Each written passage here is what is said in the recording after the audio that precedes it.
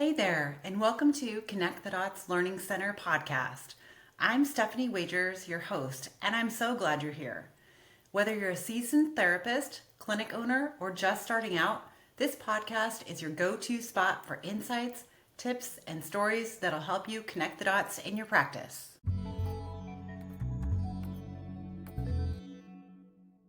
Welcome back to the podcast. I'm so excited to introduce today's guest, Dr. Shannon Giovinoli. Shannon wears a lot of hats. She's a mom, a physical therapist, a national board certified teacher, and even a CrossFit coach. She's got this incredible passion for movement, strength training, and helping others thrive through exercise. Shannon is the proud owner of Phoenix Strength Kids, where she empowers young athletes to shine, whether it's through injury prevention, physical and mental growth, or finding that all-important balance in life. She also leads the way at Mind to Body Healing, specializing in pediatric pelvic floor therapy to help kids overcome challenges like incontinence, constipation, and pelvic pain. But that's not all. Shannon is also the executive director of PelviEd, a nonprofit dedicated to transforming pelvic health education, mentoring providers, and offering pro bono pelvic health services to underserved communities. Seriously, her work is changing lives. When she's not making waves in the therapy world, Shannon's soaking up the great outdoors, paddleboarding, or spending time with her energetic 5-year-old daughter, her husband, and their crew of rescue animals. She's a true force of nature, blending her love for teaching, movement, and community impact into everything she does. I can't wait to hear her story and all the amazing insights she has to share. Let's dive in.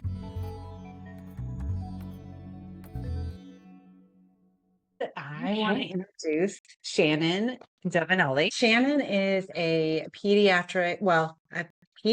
focusing in pediatric pelvic health. But you have kind of an interesting background when you started as a teacher. So what I want to kind of unpack is just, let's start at the beginning. How did you move from being a teacher and actually kind of a higher level teacher into wanting to be a PT? Yeah. So, gosh, it's a long story. I will try not to bore folks, but I started off as a high school teacher back in I don't know, 2004, five, something like that, Okay. in California. And then my husband and I moved out here to Arizona. Gosh, I want to say 2016. And I was teaching high school English. So I, a national board certified teacher. And so that's 3% of the teaching population has. Fun fact, I finished the long paper, and any teachers listening know the blood, sweat, and tears in that. But I finished my paper while I was in labor because my daughter came 3 days before everything was due. And of course I wasn't finished. So yeah. Hold on, I'm having a So contraction. that's pretty much, the typing got harder, and yeah, but we finished it. It was good.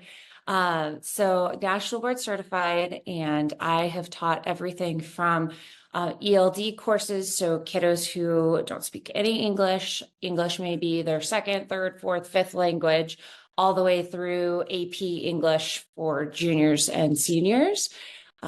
Taught through the Red for Ed that went through Arizona. We would go down to the Capitol during the day and then set up shop at different Starbucks around the school, and hold open tutoring sessions for any kiddo that was staying, needed additional help.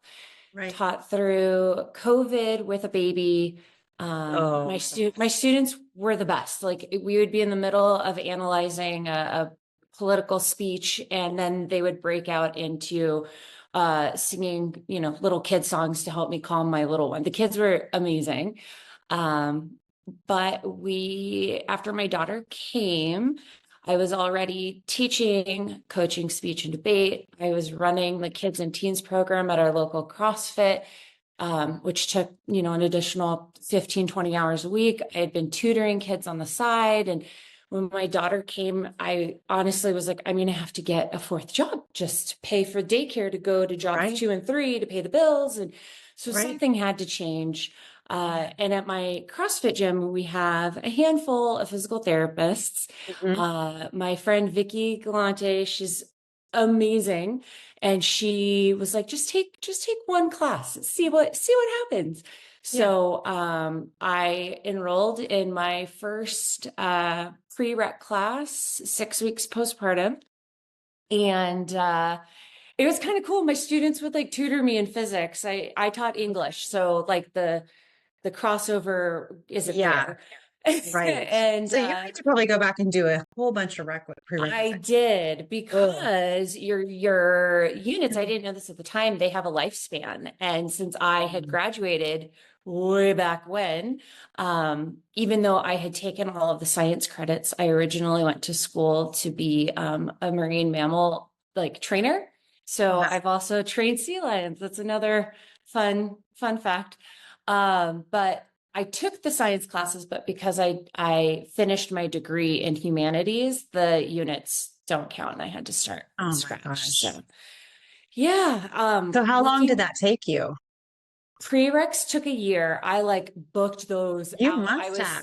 Yeah, I was fortunate enough. The community college here offered online courses. Okay. They had rolling start dates, and I think that was kind of like a blessing of starting all of this through COVID. I Mhm. also had an amazing spouse and girlfriend that I could call up and be like, I just need you to watch the kiddo for an hour so I can take my Right. chem test. Right. But there were Now, are you also, working during this time too? during my prereqs, I was teaching full time. Okay. Yeah. And then once we started school and I had to be in person, I had to step out of the classroom, and very grateful that was a super hard decision. Probably one of the hardest decisions I've ever had to make, leaving the Right. classroom. But um, for myself, there's no way I could have balanced continuing to teach while going through PT school. And having a baby. I know some women can do it. It just wasn't in my journey. So I don't know anybody that could do that. That sounds crazy. So, did you find a local PT program where you guys were living, or did you guys have to move? yeah, so blessed. I actually only applied to one school, and I was kind of like, well, if it's meant to be, it'll happen. And I Mhm. applied to NAU, so Northern Arizona University, and they have two campuses. So you apply to the school, you tell them where your preference is, but you're not guaranteed downtown Phoenix or Flagstaff. Okay. And the cards just fell in my favor, and I got placed at the Phoenix campus, which, there were some other parents that had to move their families up to Flag for the program, and we Right. would have done it if we needed to, but we were fortunate enough that, my daughter could stay at her daycare. My husband didn't have to like commute or find a new job or Mhm. anything like Mhm. that. So Wow, yeah. what a journey. And then that took you 3 years, right?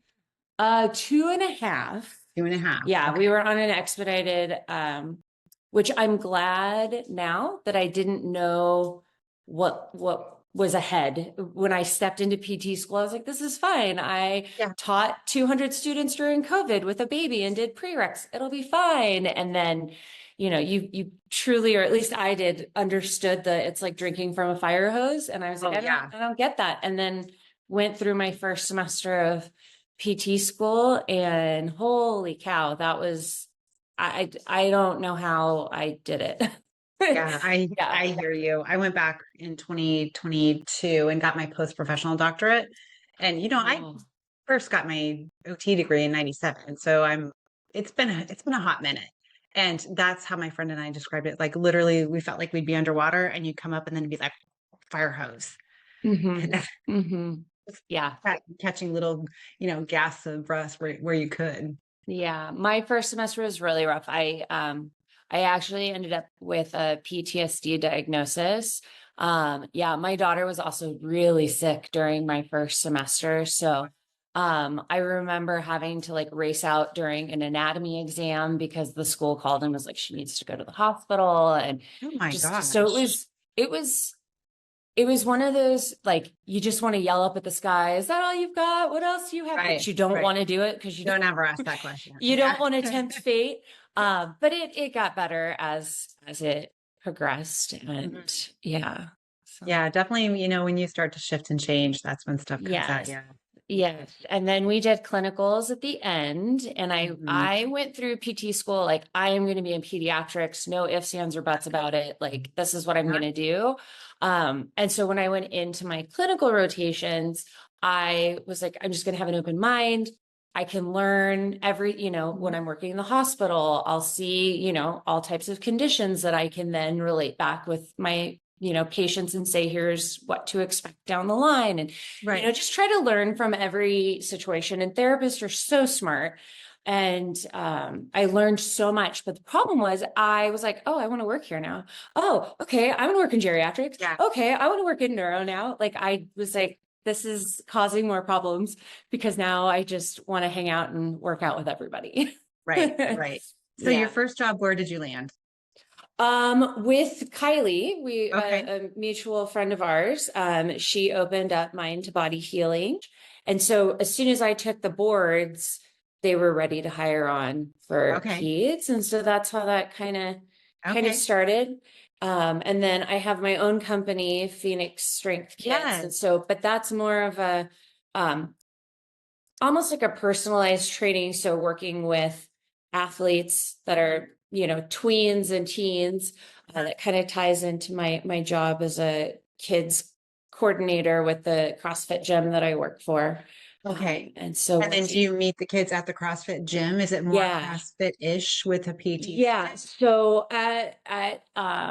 currently we're doing kids and trying to get a teens CrossFit going again. Pre-COVID, I had 20 plus in each of those classes.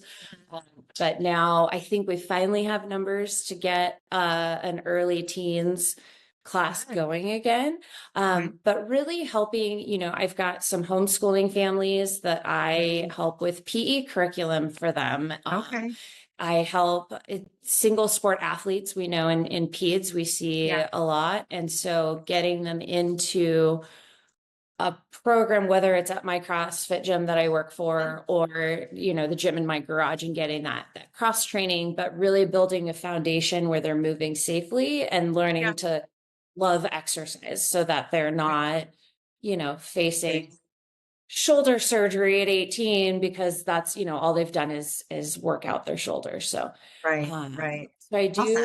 I do that. And then I work home health because I'm crazy. And, so you have 3 jobs again.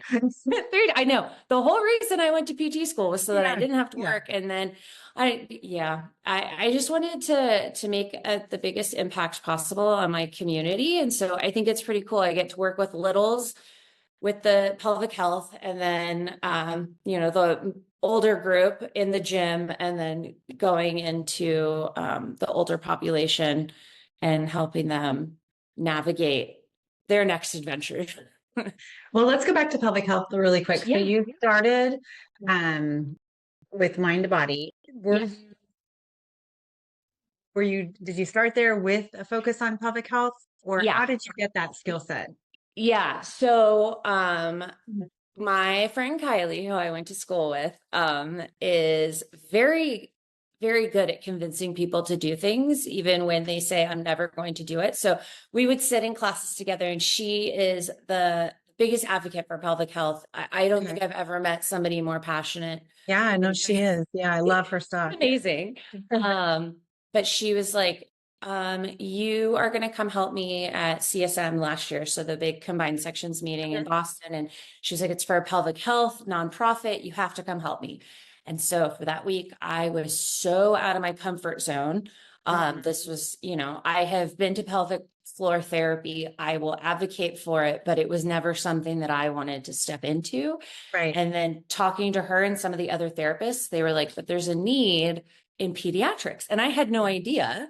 And so I started reading up on it, and I was like, oh my God, this is stuff that like I am going through with my own child.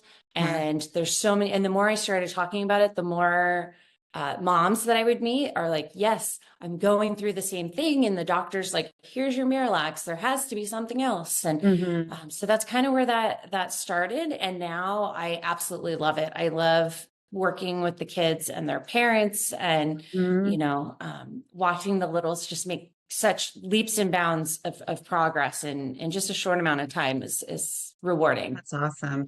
So tell Yeah. me, like, what kind of symptoms are you treating, and what are parents saying, and what do people need to be watching for that is related back to Yeah. pelvic health? Yeah. So I would say the things that I 99.99% of the time, it's chronic constipation. Okay. And so with this, it can be anything from dysfunctional elimination patterns. I have a patient that I'm seeing this week actually, and she has one bowel movement a month. Oh And my then God. I know, it's bless her little heart. She's a trooper Yeah. though. She is so great. I love this kiddo. Um, we can work on, sometimes their pelvic floor muscles are too tight. Sometimes Hmm. they're not tight at all. And just helping kids develop that coordination, that mind to body, signal. Hmm. Everything looks like play in pelvic floor. So I always have to tell Okay. parents, like, it's going to look like we're playing games, and that's Yeah. because we are. Right. But here's what I'm like looking for as we're doing this. Yeah. We're not just playing for the sake of playing, but helping with coordination, strengthening. It really kind of depends on the kiddo and what's Mhm. causing the constipation. Um, for some kiddos, it's working on behavior modifications because they had, maybe they were super backed up. They had a really painful Hmm. bowel movement. And Hmm. now the parent has seen them regress because kiddo is terrified of going to the potty. And, Right. the kids are 3, 4, 5 years old that I work with when it's like a behavior modification. Okay. Um, and I think a lot of that is they just don't have the vocabulary or the cognitive development yet to be able to say, I'm afraid this is going to hurt, or I Right. didn't like this or that. And so Yeah. it can get kind of tricky. Right. I work with bedwetting beyond like the developmentally appropriate. So at nighttime bedwetting, kiddos that I see are typically 7 and older, because we Okay. know that they start to control on consistently the bedwetting between 6 and 7. Okay. Daytime urinary incontinence. And a lot of times, not everything, a lot of times it's linked back to some sort of behavior modification. Kiddo is having accidents at school. Um, then we come to find out that it's right after lunch or right after recess, and they were having so much fun. Or in a lot of cases for the kindergartens out here, the bathroom is in the classroom. So even though the kid has privacy in the bathroom, they don't want to raise their hand and say, I have to go to the bathroom, or they're scared to use the bathroom. Right. And our teachers are amazing, but they also have 25, 35 kids in the classroom. Yeah. So they just send kiddo to the office and say, okay, we had an accident. And then Mhm. the nurse calls home, and it's hard to get to the bottom of why it continues to happen. So Right. going over with parents, like, hey, maybe we look at when they're having these accidents, what's going on in the classroom when this is happening, or in the Hmm. lunchroom. And maybe we get them a special pass to go to the nurse's office, things like that. Okay. Um, and then I do have occasional pelvic pain patients, Yeah. So tell because me, what would cause pelvic pain in a yeah. child? Um, Lots of things. So we could Mhm. have like a hypertonic pelvic floor. So their muscles are really tight all of the time. Okay. So I see that a lot in kiddos that have high anxiety, or Mhm. are stressed out, or have had some sort of trauma that their Okay. they can't regulate that nervous system. If there's some sort of MSK imbalance, so sometimes if they have issues with like their hips, because we know like our pelvic floor muscles, they all attach down onto Mhm. our pelvis. So if something's out of line with our hips or our glutes, um, I've also had like post-surgical Okay. folks. Hmm. There are some times where uh things aren't connecting correctly, and so doctors have to go in and do surgery, and Hmm. then we have them. I'd say that would probably be the least Amount of frequent. kids. Hmm. Yeah, I would say Okay. 99.9% of the kiddos that come in, it's something causing chronic constipation. Okay. Yeah, we see a lot of that. Tell me Yeah. what you do with the bedwetters. Baths Yeah. and yeah. So, week one is just having the parent or kiddo, if the kiddo is old enough to Mhm. participate in this, take down like a food activity and like bathroom log. And so I tell mom, like, I don't want you to change anything. Mhm. And I just want to see like what is your daily routine for about a week. Then I Okay. come in and we go over those logs together. And then we put them on like a bowel or bladder retraining program. So Okay. there's a lot of it is education components. To So, define. Mhm. yeah. So a common one is like, hey, like when they're constipated, especially like you're giving your kiddo milk. We know that milk has a lot of calcium in it, and that's a constipator. So let's maybe take them, instead of having 3 cups of milk a day, let's take them down to 1.5 and then to 1, and then, or Right. let's look at alternatives, um, seeing how much water they're drinking, Mhm. when, um, and if they're drinking water, or are they drinking tea and soda and energy drinks. And Yeah. I've All this seen, stuff. we've seen it all. And Oh, then we can put them on like a retraining program. So it would look like starting, every X amount of time, depending on how old they are, X amount of time, we're going to the bathroom. Then X amount of time, we're going to the bathroom. And then waking them up. So let's say we know that Lucy is wetting the bed every night at 2-ish in the morning. Mhm. Because I'm having parents go back and check, and Oh, telling them, like, I know that this is going to stink and you're not going to want to do this because you're going to be yeah. exhausted, but it's we're in it for the long haul. And so if parent notices Lucy's wetting the bed at somewhere around 2 a.m., then we're going to have them, let's wake Lucy up at like 1. And so that way Mhm. she can void her bladder and go back to sleep. Okay. But that wouldn't be something I would tackle unless kiddo is consistently dry during the day. So I always tell Okay. parents, like, don't try to tackle both. Do Right. daytime and then we'll do nighttime. Uh, Because it's going to make the kid successful. It's going to make parents happy, parents yeah. successful, and then go into the nighttime. I think um, when we try to do them both at the same time, it's overwhelming, and parents Mhm. are exhausted and kids are exhausted, and it fails before it even begins. So Right. really, Right. really working on putting together a program that's going to be realistic. So the parents Mhm. that come in, most of the time it's mom. I've had dad come in a couple of times, Yeah. but when I'm like, hey, you know, um, I see you for 1 hour, once, maybe twice a week. You are a mom with all the things that come with having that title. So let's pick one thing that we can modify this week. And then Mhm. let's be successful. And then the next time, okay, now let's pick one more thing. Because if I go in and I'm like, okay, Lucy's mom, you need to change. She can't be eating this. She shouldn't be drinking this. You need Right. to wake her up. You need to do Yeah. this. You need to do that. Right.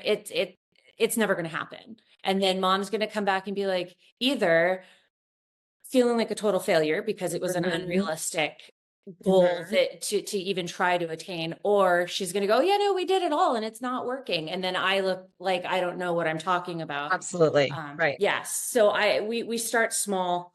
And my one patient that I saw this week, she, I told mom, like, well, why don't we either move from milk to almond milk, or Mhm. something else that she'll drink, or let's cut the size down. Which one do you think is more attainable for you? And mom was like, oh, definitely cutting it down, because there's very few things that she'll eat or drink. So then Okay. this next visit, if they were successful, and be like, okay, so now instead of every day, can we do it every other day? Or Right. Right. some families can just be like, okay, no, it's done. We're done with it. But other Yeah. families, we got to move slower. So it's always, yeah, it's always, Yeah. always different. And the same thing for the bedwetting. Yeah. Yeah. So well, first I have one question. In caprices, do you feel like that is a result of chronic constipation where things have just lost feeling? Because that's one of the things that I've heard. Or do you feel Mhm. it's a result of something different? And then how do you go about treating that? So it can be both. When I went through my initial training with Herman and Wallace, they said over and over again, the kid is constipated until proven otherwise. So every time I go meet with a kiddo, I'm like, okay, what's going on? Right. Are we constipated? So that's where after our eval that first week, I'm like, I want to know, when are they having a bowel movement? Like what time? And then I give them a copy of like the Bristol stool scale.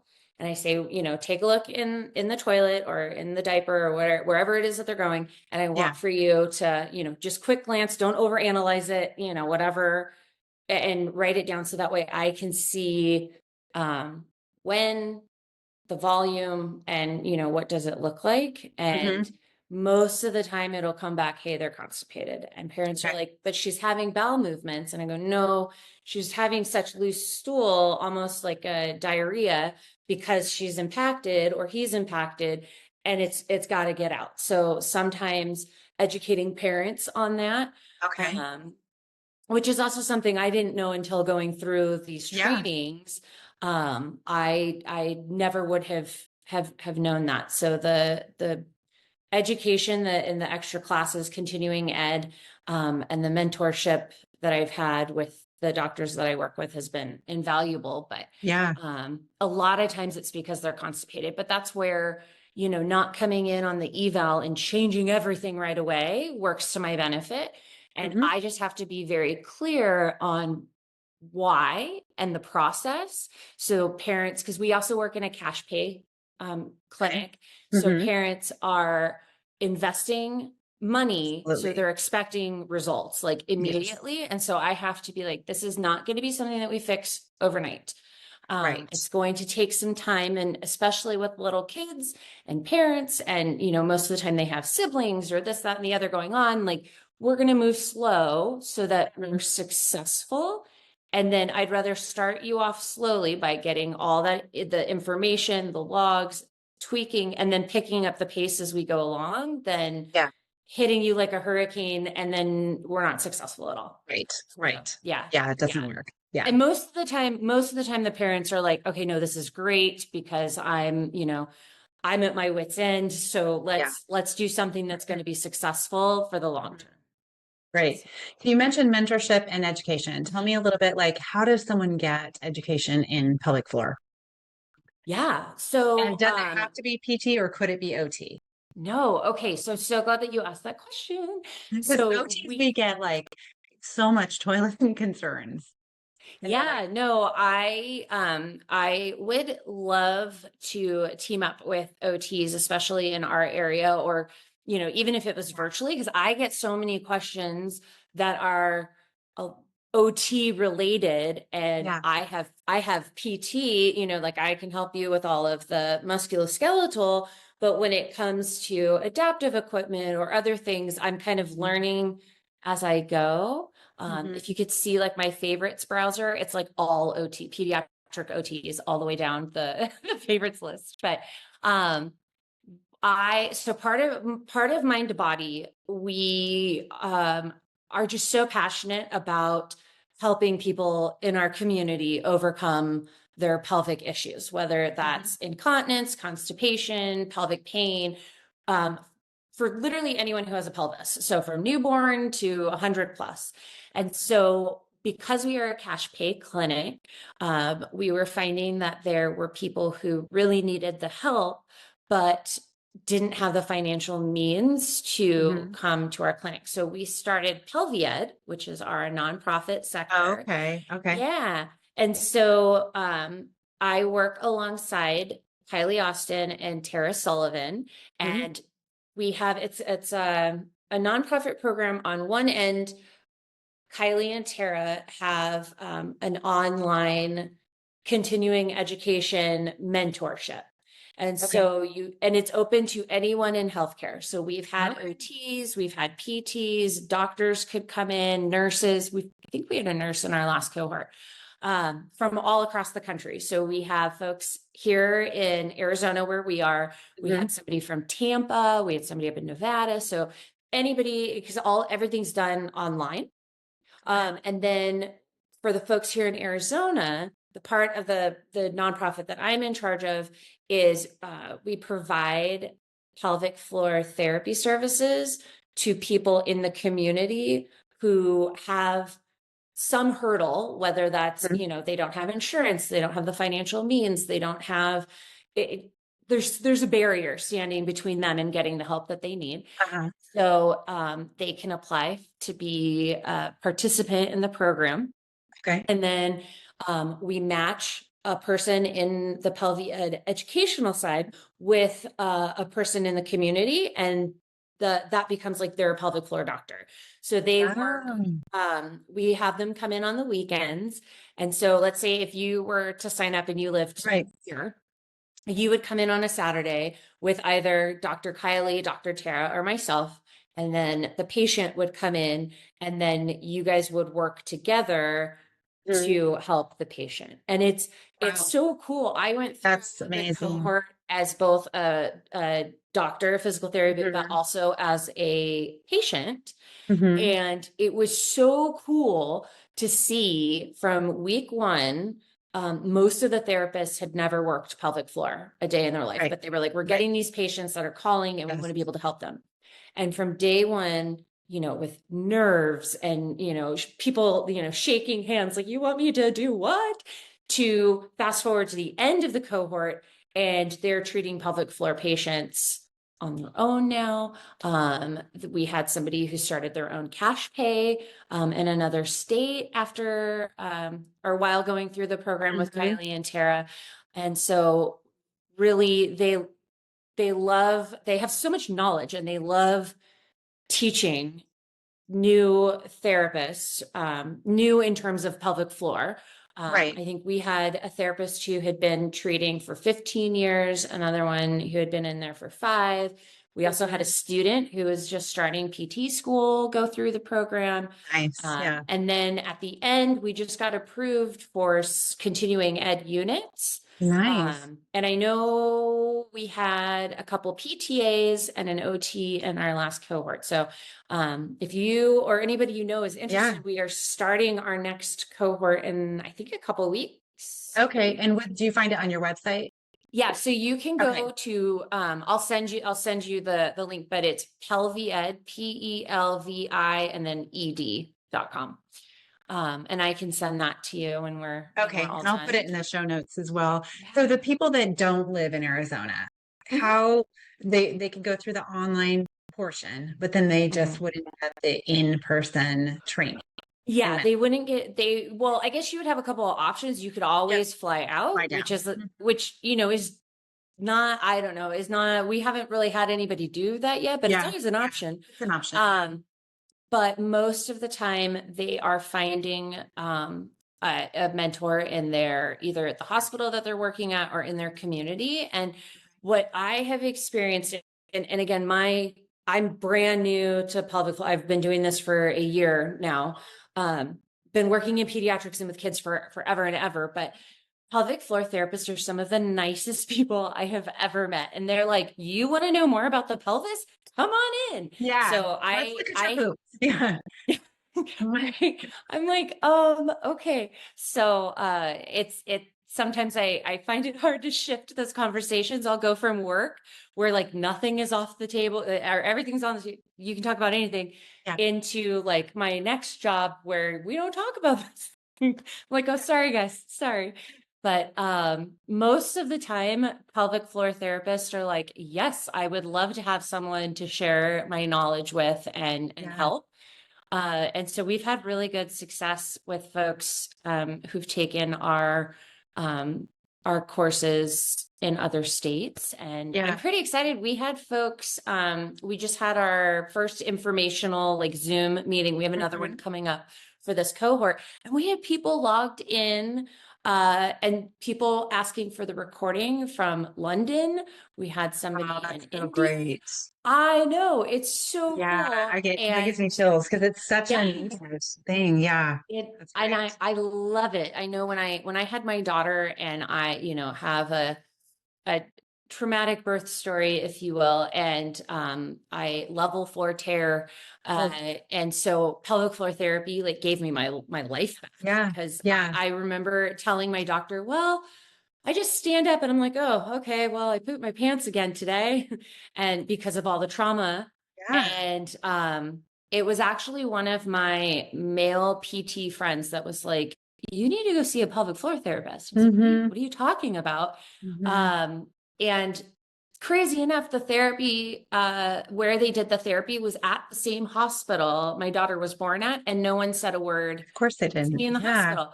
And I'm like, but this is so, I don't understand why. Yeah. I feel like it's women, just really emerging right now. yeah, We just yeah, keep trying it out. Yeah. yes. So we've always taught, like, my goal, my dream would be like, that's part of, the parade of people who come in to see you after you have given birth, that there would Right. be a pelvic floor therapist or the social worker, whoever comes in. Here is a card or a pamphlet for pelvic floor I love health, that.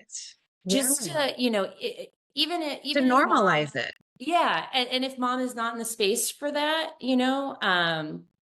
because I know when I was still in the hospital, I didn't know that that was something that I needed, but it would have been nice to know that it was there. So question, I don't know if you tend to work with kind of this population, but we have a lot of kids on the spectrum and a lot of kids that are like 7, 8, 9, 10 that are still not potty trained. And that is like a huge concern by the parent, understandably so.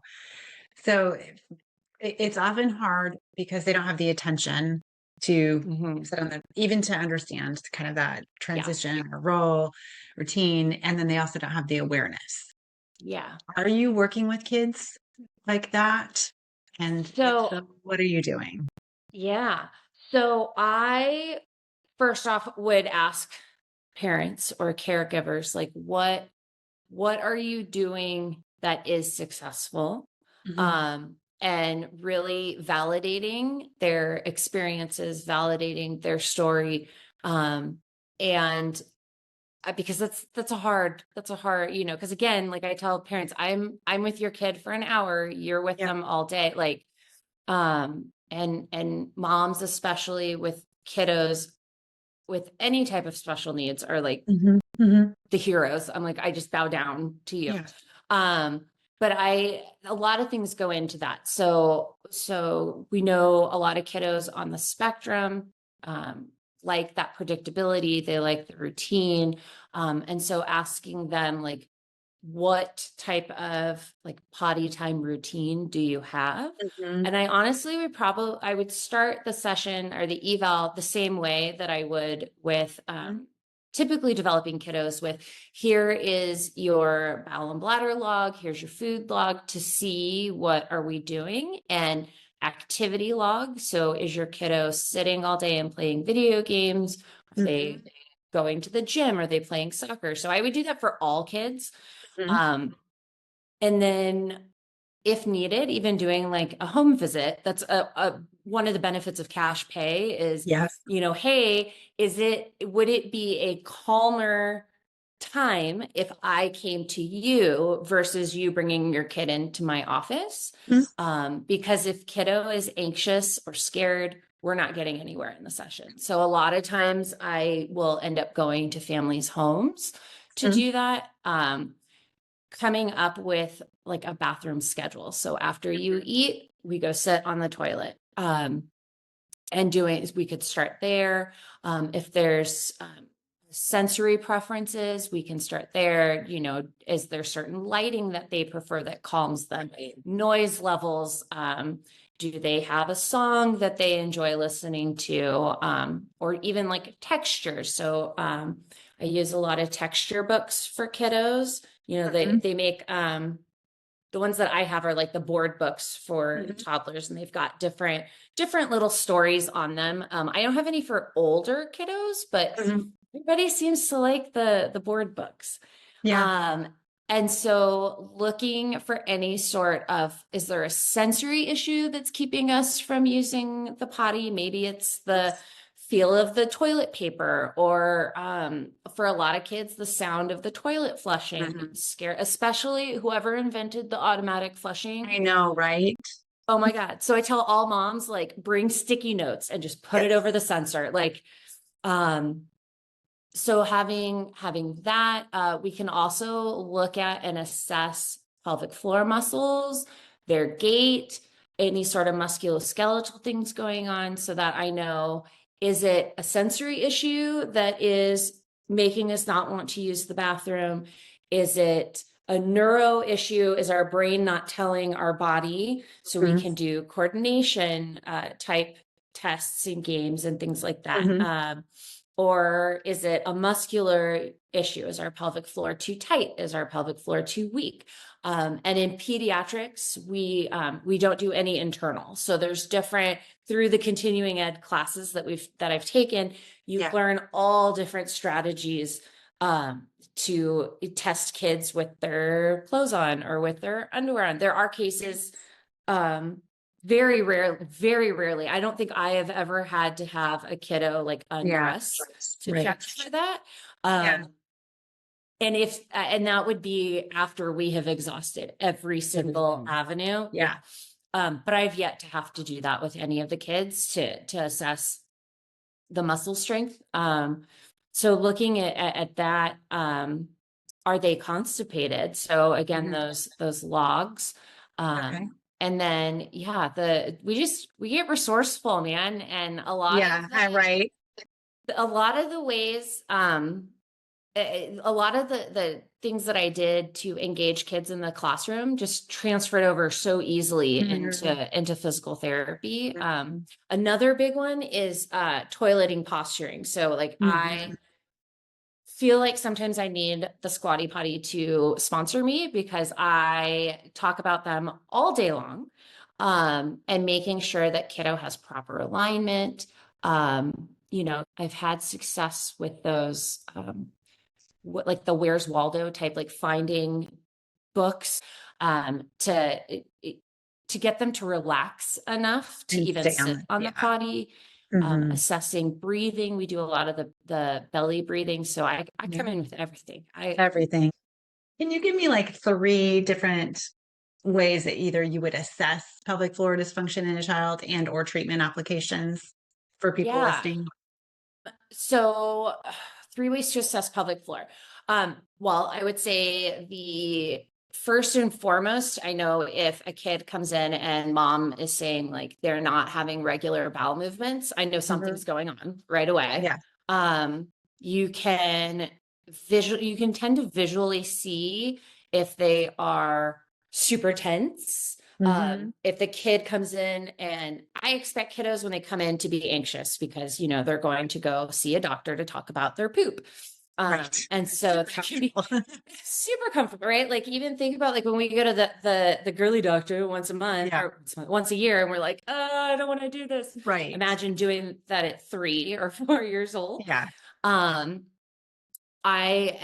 just simple observations too. So looking at their posture, I always have kids, I check them walk. So I'll have them walk away from me and walk towards me, and I'll look at like the hips. I'll look at the knees. Is there something that's off?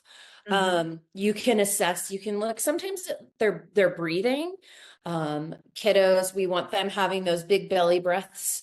And that, so if they are chest breathers, that could be something that contributes to it. That being said, some kids have no bowel and bladder issues and they're chest breathers. So I don't want one of your, listeners being like, oh my God, my kid doesn't belly breathe, we have to go to the doctor.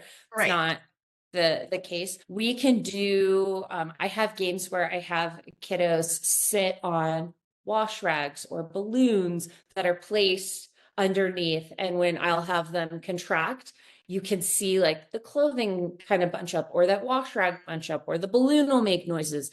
For kids who are sensory adverse, I wouldn't do the balloons, but it's just one of the ways that we could do that. You can, as a parent, looking at skin integrity, is there signs of irritation? Do they have cuts on their bottom? Do they complain about bowel movements being really painful or burning? If any of those like trigger like, hey, that's not a normal trip to the bathroom. would be Right. something as a parent, I'd say like, okay, we need to go get this taken care Okay. of. Awesome. I guess my only last question would be Yeah. for parents raising kiddos that are turning around too. What are developmental like milestone signs that show your kid is ready to start potty training? Ideally, when the kiddo's like asking questions about a potty or telling you I have to go to the bathroom, um, if they I always tell parents, like, if you think they might be ready, like, get some books. That there's a Daniel Tiger potty training book that I don't know why the kids love it. My daughter read it well after she was potty trained. It's a music book that sings about the Yeah. potty and using the potty, and no matter how many times I hid that book, she always found it. um, but starting to read stories about going potty and how everybody uses the toilet. There's Sesame Street, there's Paw Patrol, and just kind of normalizing it. Mhm.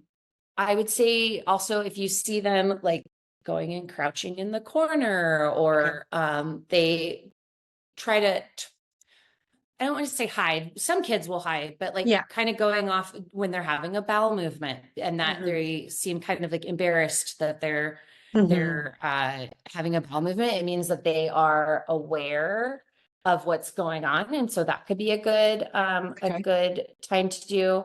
And then also a time with the least amount of stress going on in your life. I don't want to say stress free, because then parents are like, okay, so that we're never Never. potty training. Yeah.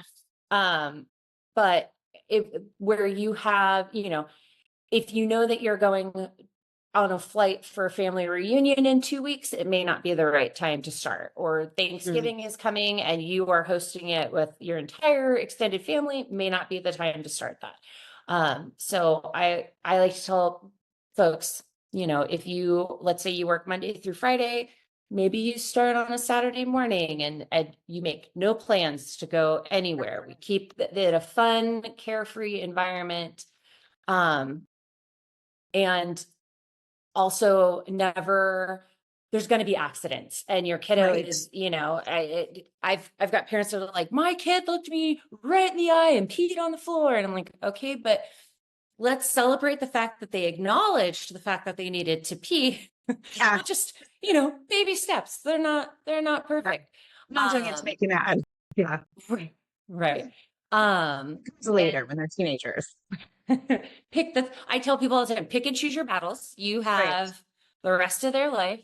Um, Also, if their kid is able to stay dry for like 2-ish hours, Okay. or they are waking up dry from naps consistently. So, they have predictable bowel movements. So that's where like charting their poop can always be helpful if you're not sure about that, or if they're with, a child caregiver during the day, you can ask them like, can you just mark down when they poop?